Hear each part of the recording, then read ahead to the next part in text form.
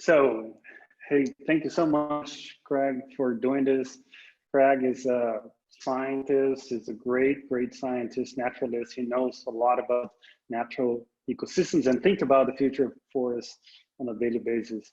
And Craig, I'd like you to start with some of ideas that you had for your seminal paper on tree mortality. How did it come about, and why did you find putting all these people together to understand mortality of trees?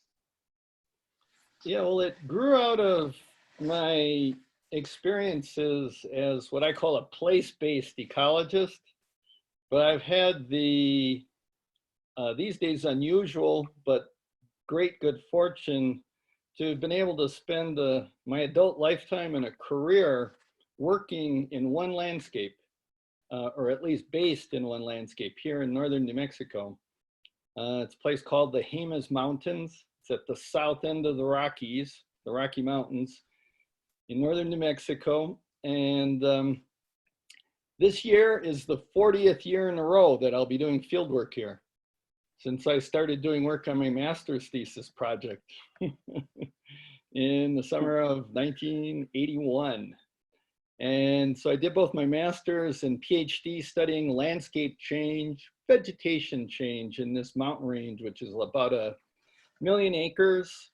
It's a volcanic mountain mass due west of Santa Fe, the capital of New Mexico. And during the course in the late 80s of doing my dissertation work, it was kind of a landscape ecology, forest ecology kind of a project at the time.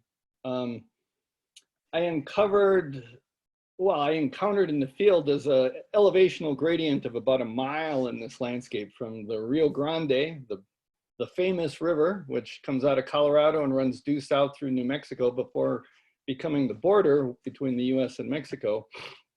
And there's about 1 mile elevational gradient from that river to the top of the mountain range of the Jemez. And I was studying all up and down the mountain range, putting in field sample points, and I found the zone of the boundary between the mid-elevation forests of ponderosa pine, which can be a tall tree, more than 30 meters tall, and then these woodlands of small pines and junipers, pinyon juniper woodlands, and where they kind of interdigitate. In that zone, there was a large area where there were logs, old logs on the ground of ponderosa pine, but no trees, no live trees. And it was completely dominated by the small pine, the pinon and the juniperus. And I go, well, that's pretty interesting, you know, but then I was mapping this both off of air photos and then field sampling points.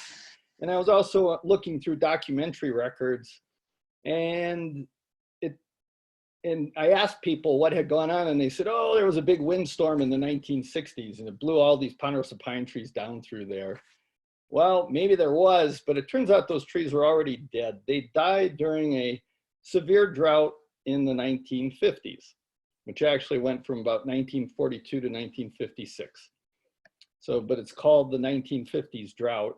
And there I found documentary records from that time period, and people were kind of flipping out like, oh my gosh, this drought is so severe, and all the ponderosa pine in this national park unit where I've been based, Bandelier National Monument, there in the Jemez, all the ponderosa pine in Bandelier are dying in the 50s. Well, they weren't all dying. They were dying on the lower fringes of the distribution. So along kind of the ecotone between this taller pine forest type and this lower coniferous woodland type. That woodland, it turns out I was able to document through air photos and on the ground mapping and later through tree rings, the precise dates these trees died in the mid 50s at the sort of the end, the peak end of this drought. And it, in less than 5 years on the air photos between 54 and 58, the ecotone shifted up slope by as much as 2 kilometers. Basically that whole fringe, and it did not regenerate, even though we went into the climate, regionally went into a wet period into the starting in the late 70s and through into the 90s, into the mid 90s. So I knew this story, and it was one of the first things they'd written about, and they were sort of like, well, you see this kind of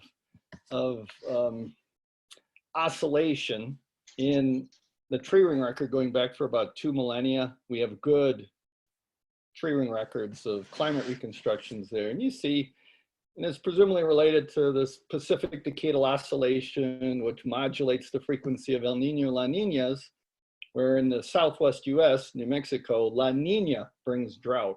The winter storm tracks go farther north, so we get little snow. That's what happened in the 1950s. When I arrived in the 80s, we were in the midst of this wet period. It was arguably the best period for tree growth in at least the last 1,000 years when you look at the tree growth.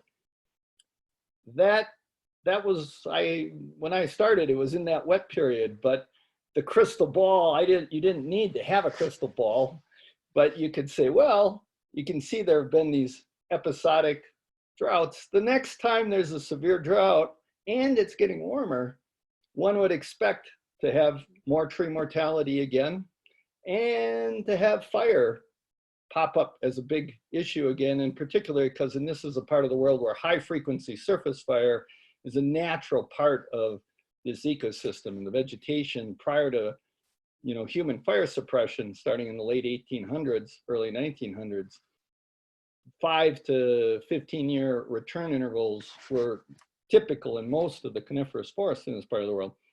Suppressing that effectively meant that the density of forest was about an order of magnitude greater.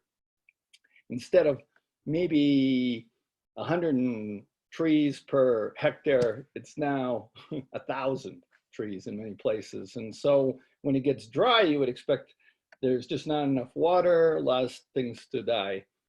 And we saw that happen. So I've been thinking the question about tree mortality and how that seminal paper, it grew out of the experiences that I had reconstructed it in the past, in the 50s, had expected it and written about it likely to recur the next time there was severe drought in the region. And then when that drought started to kick in the late 1990s, really intensifying in the year 2000 and onward, and we're still in it.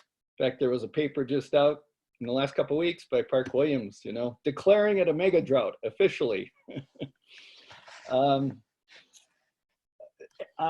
in the last 1,000 years, it's at least as equal as the most severe drought that you can document in this region. Since 2000, in the early 2000s, there was an immense pulse of millions of hectares of trees dying from 2000 to 2004.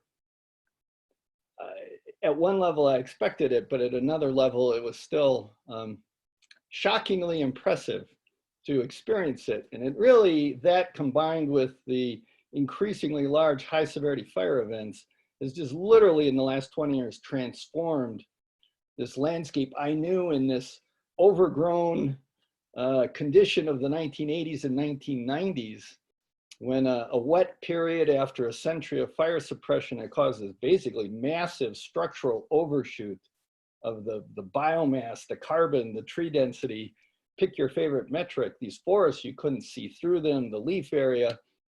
It doesn't even look like the same world now as it did 20 years ago.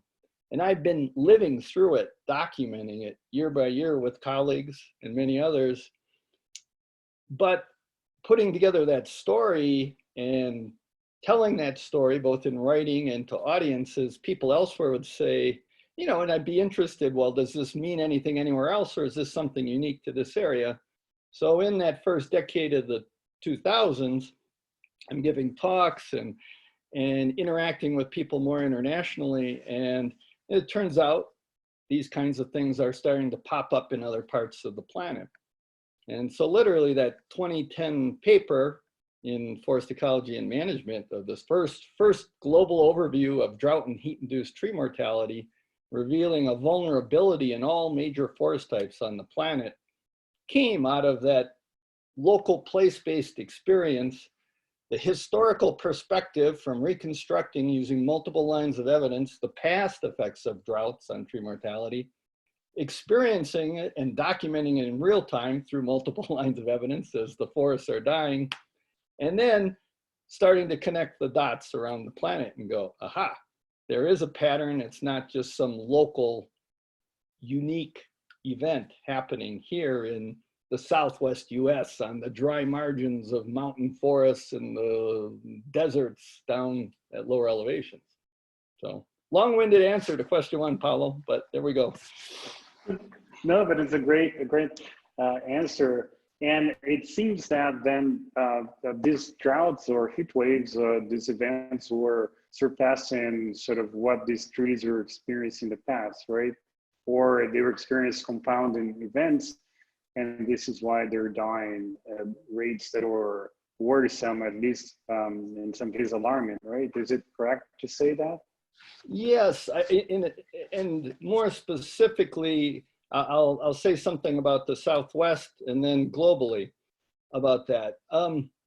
I think, I mean, just it's a coincidence. I happen to be here, you know, just the individual human story of how this, I actually grew up in a different part of the United States in Wisconsin, but fortune took me out here and I loved this part of the world and I stayed. The signal here of the effect of drought, the most recent drought episode, I think is amplified here as really a strong signal because there's a couple of historical factors that make it so. First of all, it's naturally as a highly variable climate. You can see this again, this is one of the best tree ring records anywhere on the planet. This is where, you know, precise dendrochronological tree ring dating developed, right? It was in Arizona. And it's part of the reason for that is because there is so much variability between wet years and dry years here. And it's tied to El Nino, La Nina conditions at multiple time scales. But that variability and high amplitude variability is natural here anyway.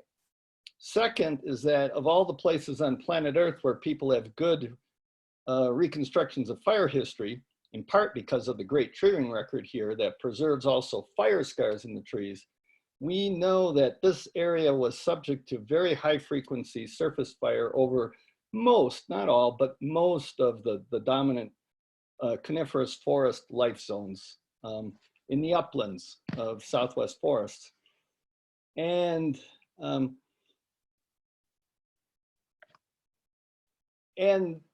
when you remove surface fire from a system like this, fire is part of the natural processes that tilts the balance between woody plants and herbaceous plants in these systems. And fire previously, as I mentioned earlier, kept the tree density, it constrained the tree density by killing a lot of the regeneration, the young trees. But once they get to be 10, 15 years old, the dominant conifer tree species here have very thick bark and they can protect themselves and their buds pretty well. In the absence of fire in the 20th century, there was basically when the fire stopped in the latest 1800s, and it was actually originally again, these were surface fires, not tree killing canopy fires, but surface fires burning through grassy kinds of fuels that were eliminated at a broad scale or at least constrained by high levels of unregulated grazing in these large public domain expanses. So basically they ate the livestock in the late 1800s and early 1900s. There was about a 50-year window where it was unregulated and they literally ate the grassy fuels that carried that fire. And so this keystone disturbance process of fire in the montane forests of this part of the world, the Southwest US, was basically eliminated. I mean, we have 800 years of record, 400 years of it really well replicated pre-1900. And it's just like ching, ching, ching, ching. It's modulated by climate. The biggest surface fire years were dry years that followed 1 or 2 wet years, where the wet years you'd get a good buildup herbaceous, grassy cover, and also needle drop from the trees. And then the dry year, long window, lightning ignitions, also lots of native peoples in the landscape using fire for their own reasons. And fires would burn for months and cover huge areas. The whole mountain range would burn, but it's not killing the mature trees. And we have great records of this here. That stopped in the by 1900, basically the 1880s and 1890s, as an accidental outcome of overgrazing of livestock once the railroads reached this area and connected economically to the bigger capitalist system, the markets, where people could market livestock, living off of all that wonderful grass in the understory. The fires stopped by 1900, the surface fires. And then we entered a wet period in the early 1900s, and we got a massive pulse of coniferous tree regeneration, very well documented at the time. Early foresters were impressed. And in fact, it was one of the reasons they argued for deliberate suppression of fire was to protect that tree regeneration. They said, we could grow more trees per acre or per hectare if we could just get rid of that nasty fire process. And even though there was debate at the time in the early 1900s, because you could see there were beautiful forests with old growth trees in the presence of that fire. Well, there was a bad fire year in 1910 in Western North America that killed a couple hundred people, and that tipped the political balance of that debate. And starting literally in 1910, the young US Forest Service agency took on fire suppression as a core part of its mission, which was easy at first because much of the area they were trying to suppress fire in had been surface fire, in which all the surface fuels, well, the dominant surface fuel, grass, was eliminated by livestock. But meanwhile, concurrently, there was this pulse of tree regeneration throughout these formerly high frequency surface fire zones that over the course of the 20th century developed and created ladder fuels, because these conifers, many of them shade tolerant, more fire sensitive species that reproduced abundantly in the absence of thinning surface fire. So you got this densification of the forest, this three-dimensional fuel structure buildup, this buildup of woody fuels and fine fuels in the canopies, laddering, and at a landscape scale, that was happening at a stand scale, but at a landscape scale, throughout Western North America and similar places globally, the difference between the sun side, the south-facing slope, and the north-facing slope, those are two different worlds. And those south-facing slopes always had greatly reduced vegetation cover, higher frequency fire, and could not support running canopy fire. So there was always a place that fire pre-1900 would drop to the ground, even at high elevations to the south-facing slopes. During the 20th century, those south-facing slopes, in the absence of fire, filled in structurally, and they became to look just like the more mesic north-facing slopes. So at a landscape scale, you had continuous high-density, three-dimensional structured fuels. And I came sort of into this part of the world in the 1980s, near the culmination of that fuel buildup peak. And so if you think of the 20th century, at 1900, there was one of those 25-year dry spells, 20-year dry spells. So there was a dry period. Then it got wet in the early 1900s, the 19 teens and 20s, and massive pulse of tree regeneration. In the 40s and 50s, there was a severe drought that I mentioned before. There were popped a few fires, but the forest structures and fuels had not gotten so overgrown yet to exceed the capacity of fire suppression. So for the most part, fire suppression kept the lid on it, but there was some dieback, natural dieback. This is a natural process, that there was too much biomass to be sustained in the dry end of the distribution, for example, of this Pinus ponderosa pine, and the bottom fringe of the distribution died back in the 50s drought in this landscape. Similar things were happening with other species all over. So that process, that's not a global change process, although it was affected by human land use, altering the other one of the other keystone disturbance processes, fire, which, by the way, the proximate agent of mortality is often in these western conifer forests in the US, bark beetles. So there were all these bark beetle outbreaks as part of what was killing these drought-stressed trees in the 1950s. So you could see that that was going to happen. And it was already happening in the 50s, but then by the time of the last 20-year dieback and fire events, all of it was further amplified by the fact that we then went into another wet period. Fire suppression worked again, or continued to work until the late 90s when it got dry and the fuels were completely out of hand. And in the meantime, that 80s to 90s period, the trees were probably responding to the CO2 enrichment of the atmosphere. And so even in dry years that weren't extremely dry in that period, they're still putting on a lot of growth. So in a non-extreme period, the CO2 enrichment helps you. When we went from the early 2000s to the present, we went into this multi-decadal dry period again, associated with this cool phase of the Pacific Decadal Oscillation. But meanwhile, it is now warmer. And the forests have had a full century of overgrowth, of structural overshoot. There's a very cool paper. I don't know if you have your students read stuff, Paolo, but the one by 2017, Alistair Jump et al. I was part of that paper, but I like that paper a lot, and I think it's underappreciated, about structural overshoot and the gradient of tree dieback.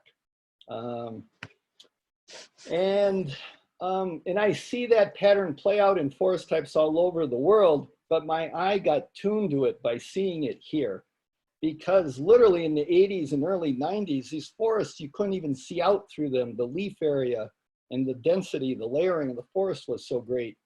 And before the trees started to die in the early 2000s, there was, I mean, like a conifer tree, right? They're evergreen, needle leaf evergreens. They can hold those needles for 8 years, or they can hold them for 1.5, you know, barely 2.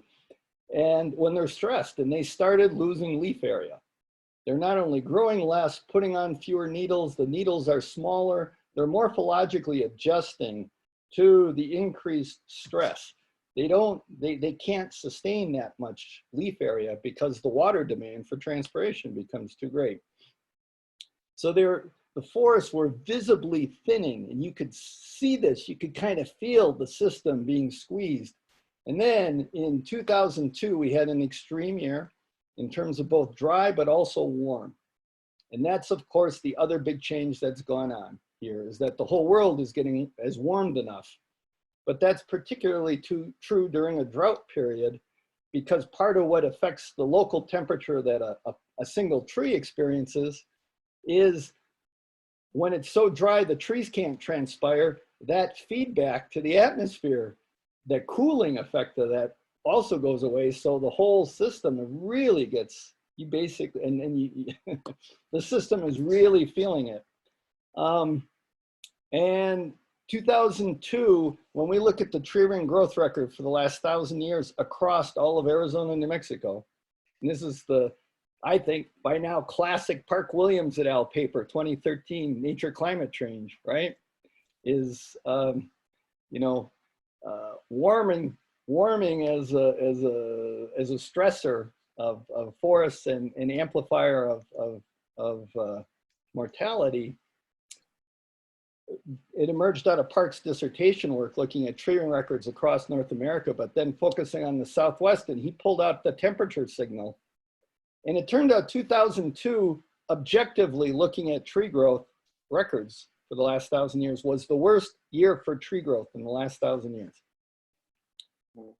Okay, it was dry, but there were periods, what we have long thought to be the worst mega drought in the last 1,000 years in southwestern North America was the late 1500s. And there's no good years in there for almost a 20-year period. It's such a trough. And it was a window that we can infer a lot of trees died because the demographic age structure of the forest, you can find lots of trees 400 years old going back to that time period. And then the distribution just drops, but there's a long tail. They can live another they can live 800 years, but a lot of trees did not get through the late 1500s, the 1580s. 2002, we don't think was drier than the late 1500s, but it was warmer and drier. Also, the 1950s drought was a really severe precipitation deficit over that almost 20-year period. Worse until very recently than the precipitation deficit now, but the ecological effects of it, the climatological effects of it in the last 20 years are being amplified by the warming. So I don't know, I won't go into vapor pressure deficit and the exponential effects of that on plant water stress, but maybe you'll talk about that at some point, Paulo, because that's a global phenomenon. That's one of the dots that we connected here in the Southwest, and Park Williams was key to that. But I was part of that process. He was postdocing at Los Alamos National Laboratory with Nate McDowell at the time. And, but what we see, the Southwest US, the signal was very strong of hotter drought. We could compare the drought effects, the mortality effects of the 1950s drought to those of the 2000s drought. And even though at the time we did that, Dave Bershears led the paper in 2005 in PNAS, where we did that, calling him, at the time we called it a global change type drought, the 2000s drought, which has even deepened and been warmer since. But even then it had caused so much mortality, more so than the 50s drought, and we attributed it to the warming then. But I think all those reasons, to summarize that, again, long-winded answer. Be sorry what you got into here, Paulo, but no, I love that. That's the goal. All right. Well, natural high amplitude precipitation climate variability in the Southwest US, high frequency surface fire, as much as any place on the planet, eliminated 120 years ago, allowing this structural overshoot, this densification, this woodification of the systems. And the timing of this variability in the 20th century basically maximized, I think, by the early mid-1990s, that overgrowth, that structural overgrowth, this densification, to probably more or less the biological maximum of what you could get on these sites ecologically, of biomass, density, leaf area, above ground carbon.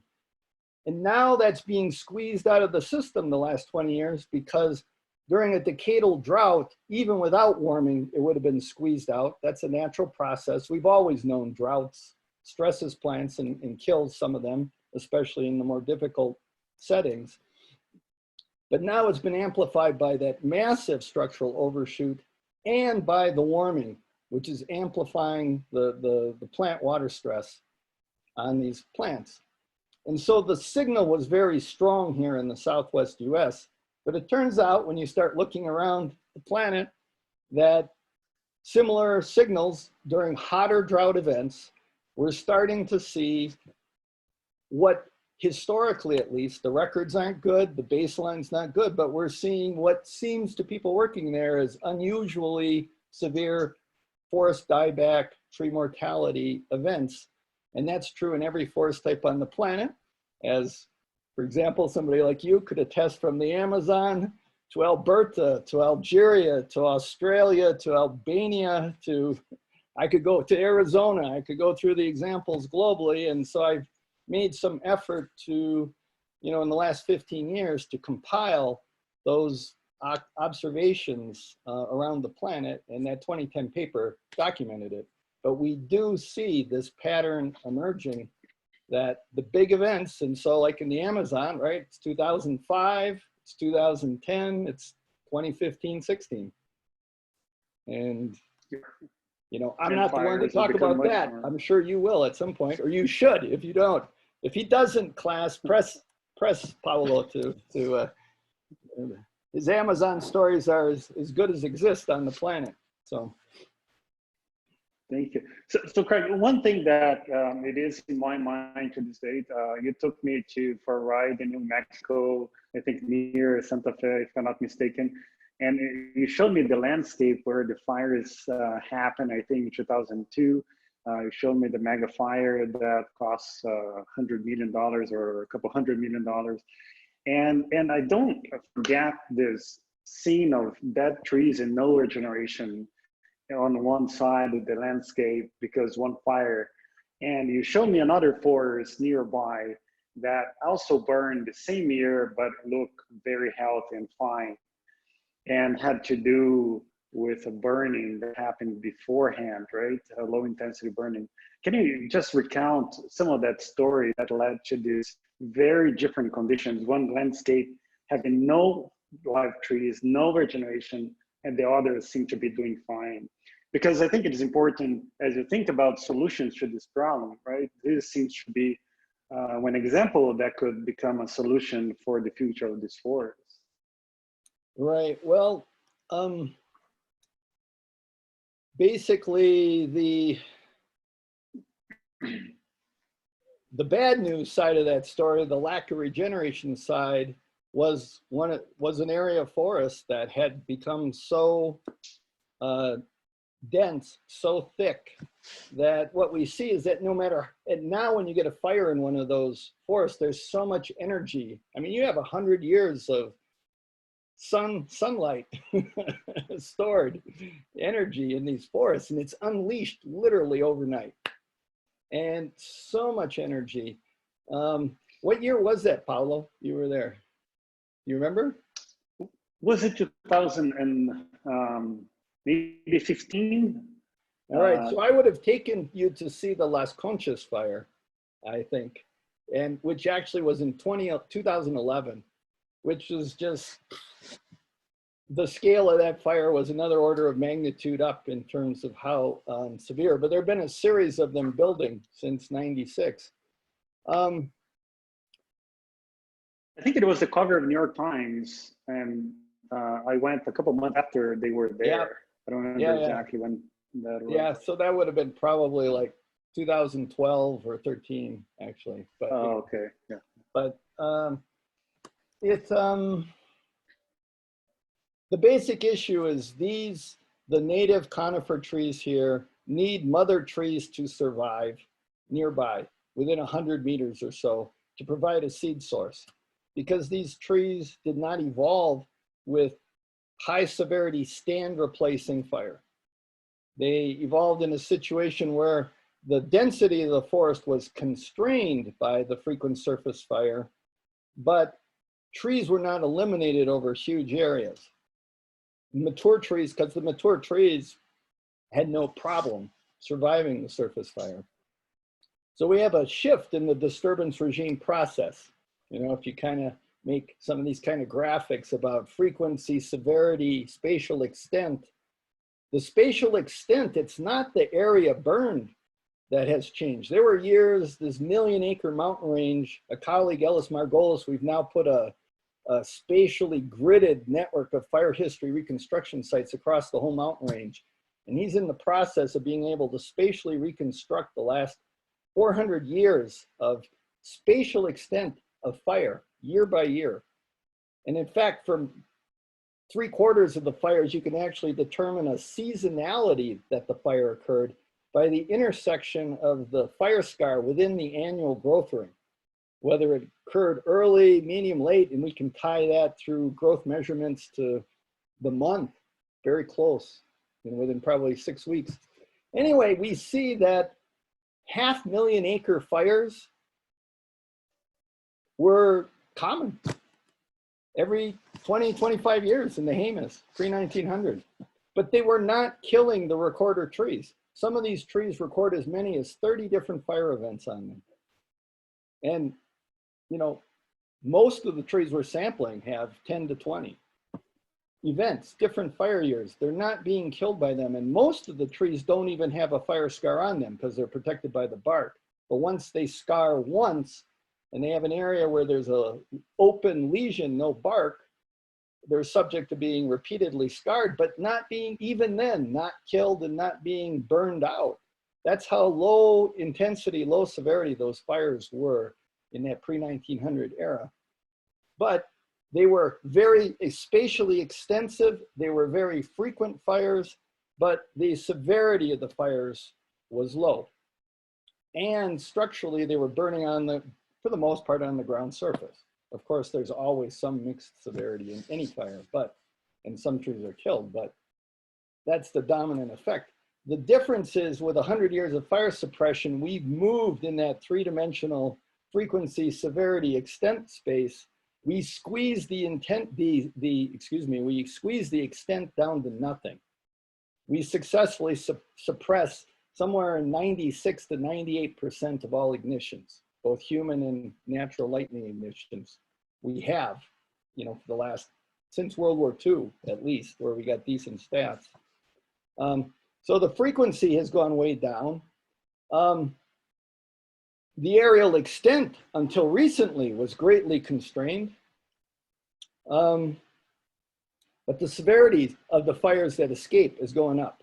And so is the spatial scale of the fires now, because the fuel continuities are so great that once a fire gets up into the canopy, so much energy is being liberated that we basically cannot suppress a running crown fire. And that's not news, but what's different is that the fuel buildups have now reached such a large degree and such a spatially connected large degree of high severity potential fuels across landscape scales. And now the fire season is as much as 3 months longer in Western North America than it was 30 years ago, because basically winter is ending sooner and fall is lasting later, and places like California in many years now are having essentially no off season. Fire season can be any month of the year, as we've seen dramatically attested most recently, recently in the last few years in California. And the severity is so high because we put out the fires that we can.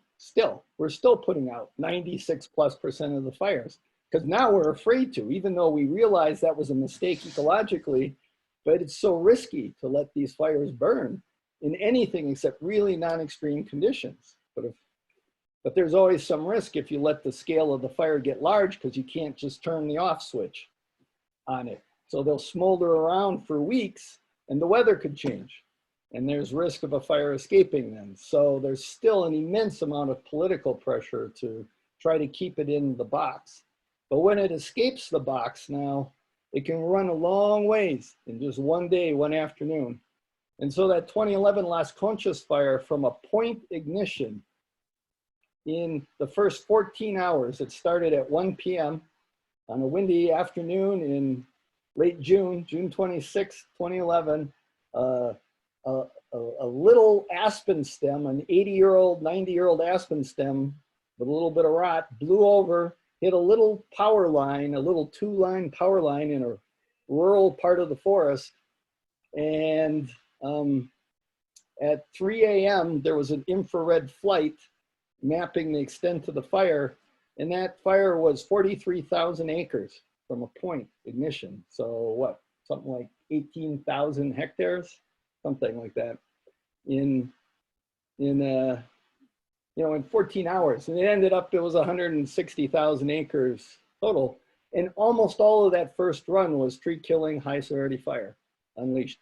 And that fire killed all the mother trees in this footprint that was, I don't know, on the order of I don't know, 10,000 hectares, almost, 30,000 acres, 30,000 acres of basically the mother trees eliminated. Yeah, a couple tiny little pockets here and there, but the amount of area, more than 100 meters from a surviving mother tree, seed source tree, is huge. Tens of thousands of acres, many tens of thousands of acres in that fire alone. So you need a seed source. Meanwhile, we're in a dry, hot window, which is unfavorable to tree establishment anyway, even if you had the seed source. And now you have many competitive resprouting plants.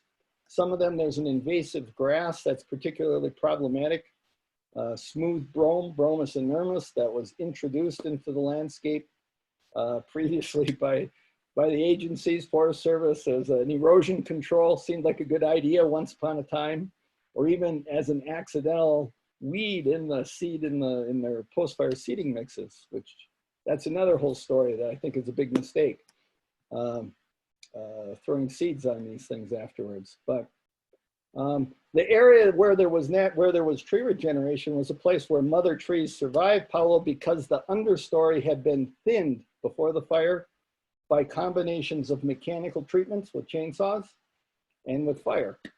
So you go in there, you cut a lot of the small stems, you make little teepee pile stacks, you burn them in the winter when there's snow on the ground. So you eliminate those ladder fuels between the canopy up there 30 meters and the surface fuels. Well, all those small trees that were created the ladder for fire to climb from the ground to the canopy, if you break that ladder, it's much more difficult for fire to get into the canopy, even in extreme weather conditions. So by mechanically treating that and then broadcast surface burning, you created a system where you still have canopy trees. Those canopy trees are also still ameliorating the microenvironment. That's another problem, right? Once you've blown off the whole canopy, even any seeds that might go from the trees at the edge are out there cooking in the hot May, June sun here in New Mexico. So that's what you saw. It's a success. It is a hopeful part. There are things we can do. We don't just have to accept that we are going to lose these forests.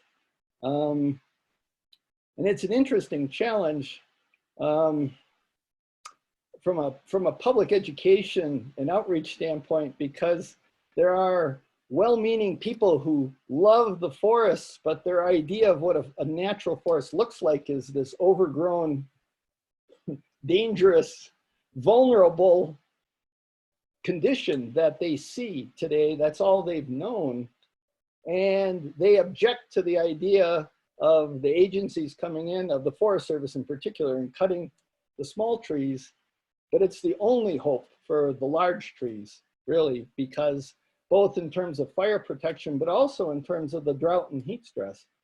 Because when those big old trees that have been there 300, 400 years, seen many fires, but surface fires, and have seen many droughts every 50 or so years, a big severe drought, and they've survived those, but they didn't have 1,000 little stems per acre around their feet. And there's not enough water to keep that much biomass around. And it turns out you stress the big trees, bark beetles, many of the bark beetles actually preferentially attack the big trees if they're weakened. And so ironically, some of the environmentalists, most of them about 20 years ago, came to understand and accept this change in the forest type and see the need to support restoration efforts of restoring these more open forest conditions as the best hope to sustain old forests. But there are some people who like the simpler narrative of just leave it alone. We screwed it up by intervening in the past. I don't trust the Forest Service. Just don't touch it. I'll take my chances with Mother Nature resetting it. And ironically, those people who claim to love the old growth, big old trees are condemning them, in my view. They're condemning them to die, whether by fire or whether by drought stress, which is ongoing in this part of the world. So. Thank you. And just to finish, it is a great sort of story, right, about Western forest and management. So the students are very curious about how to solve the problem. And one subject that comes across over and over is just how we communicate, how we break through, right, this inertia of doing something. And I don't have an answer. Sort of the guests have advices. Susan said, learn math, be interdisciplinary, learn beyond your own field. And others gave a different advice. Do you have sort of an advice for the students who want to work in this interface between forest and urban environments and sort of then try to do a better management to save these forests? It's a great question, Pablo.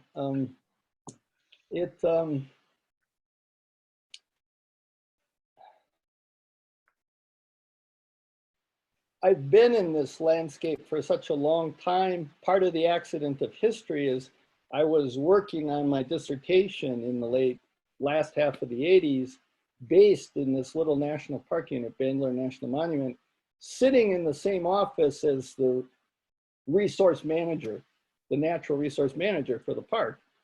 And he had a lot of issues that he didn't have the expertise or contacts to resolve. So I was helpful. And it slowed me down about a year in finishing my dissertation. But by making myself useful, as I was getting close to the end, the superintendent of that park unit said, you know, it is kind of useful to have somebody like you around before. It's basically, it was an archaeological park. They didn't have ecologists around. He said it's kind of useful having somebody around who knows something about, you know, the birds and the bees and the trees and the soils and the fires. And would you like to stay? There's a maintenance person who's retiring. We'll take the money for that position, rewrite it as an ecologist position, and offer you a, you know, a 4-year temporary job. That's how it started. So I'm a lapsed maintenance worker employee at Bandler National Monument. That's the position. But I stayed because I've always been interested in the application. So as part of the idea of this place-based idea, there's a niche for having scientists co-located in the field jointly with the land managers. And if you do that, you're part of the conversations on a daily basis. Now, it affects the number of things you might publish. I mean, in my case, my number of publications is not so big. I've had some fortune of working with good people, and the landscape has provided some very interesting topics. I've basically been a reporter of the dynamics of those landscapes in northern New Mexico. And the reason I say that is that if you're going to work with land managers and you're going to be based with them, when the superintendent or the director of the reserve comes up and knocks on your door, and you can't just say, oh, hey, yeah, sorry, I'm busy. Can you come back tomorrow? I'm like, you know, working on a, you know, the closing paragraphs of a manuscript. No. You got to put your stuff aside. You got to interact at this human level and say, yeah, what's up?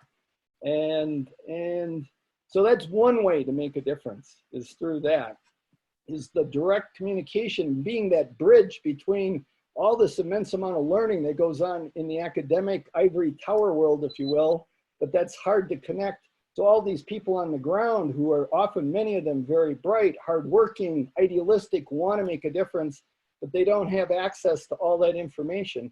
You physically can be the bridge by, if you're in that situation where you are co-located with them some or all of the time.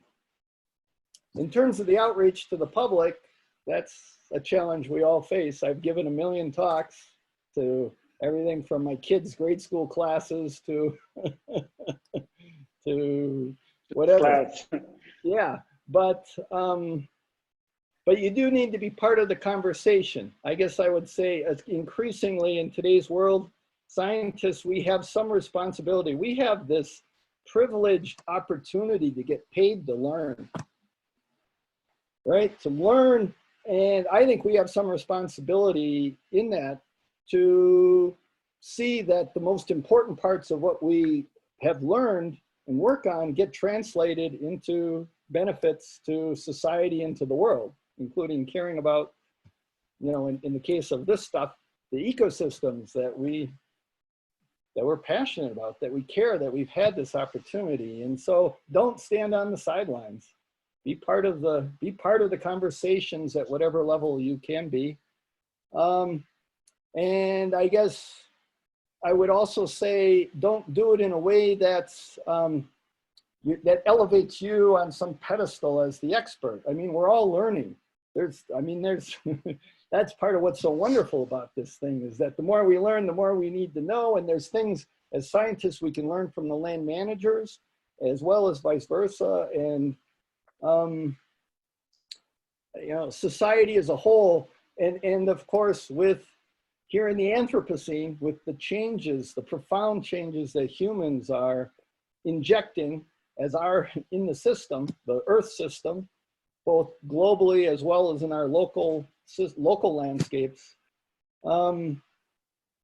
there is an increasing uncertainty. The past is no longer such a good guide to the future as it was. We're moving into new conditions, new states, and so there's a lot of surprises. We're all going to be in a learning mode. Society, all sectors of society need to be engaged in this, and we can help steer that to some level sometimes because, again, we have that opportunity, that privilege, if you will, of sitting and reading every day, even though a lot of it might be bad news, but we need to not just let it be about the bad news. We need to think about how to take that bad news and say, all right, so what are the challenges and how can we deal with it? And we're only going to deal with it working together. And I guess, and I would just, the last thing, since the students, and it's hard when I don't have an audience. I'm seeing Paulo here, who I've known for a time now, but you know, it's a different thing if you're lecturing and there's a group of students and you can see your faces. But I've done this plenty of times at universities, and I would just say, I'm sorry we've left you as much of a mess as it is in terms of trends, but there's so much opportunity. We're counting on you. The planet's counting on you, both societally and these systems. In your lifetimes, the fate of the forests on this planet is going to be made clear. All right, there's some worrisome trends out there. There's some risks. There's some vulnerability. I mean, if warming goes to the bad end scenarios, if we don't change how we do energy on this planet enough, you know, over the course of your lifetimes, you're going to watch the forests. You just can't increase temperatures 1, 2, 3 degrees C more and expect that the vegetation that's adapted to a climate that's not even the climate we have today, right? Trees that are 150 or more years old, actually in the Northern Hemisphere, started growing at the end of the Little Ice Age, and in the mid 1800s in the Northern Hemisphere. That's, you know, in the tropics, that's not really so relevant, but the climate has changed. Even in the lifetime of old growth trees, they cannot, we don't know exactly where those thresholds of stress tolerance are and end, but since we're already seeing it in all major forest types globally, that when drought happens everywhere, even in wet places, but the droughts are hotter now, the stress is greater, we're seeing unusual mortality already in all of these systems. And so we don't know exactly where that threshold is, but it isn't 3 degrees C more. I'm very confident of that.